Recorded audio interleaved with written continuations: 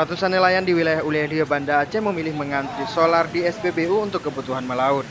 Dengan menggunakan jerigen, para nelayan ini rela mengantri berjam-jam untuk memperoleh solar bersubsidi. Para nelayan mengaku terpaksa mengantri solar di SPBU karena stok solar di SPBN Dermaga Lampulo kerap kosong. Akibat kelangkaan solar ini, nelayan mengaku tidak bisa melaut. Para nelayan mengaku setiap melaut mereka membutuhkan 13 sampai 20 jerigen ukuran 30 liter. Selama pemberlakuan pembatasan solar bersubsidi, nelayan kerap tidak kebagian solar. Para nelayan juga mengaku tidak mungkin menggunakan solar bersubsidi untuk bahan bakar kapal nelayannya karena tidak sesuai dengan harga ikan yang harus dijual. Kelangkaan solar bersubsidi di Banda Aceh juga terjadi di sejumlah SPBU. Pihak pengelola SPBU mengaku kelangkaan solar akibat berkurangnya pasokan dari PT Pertamina. Dari Banda Aceh, Ferdian Majni melaporkan untuk Aceh Video.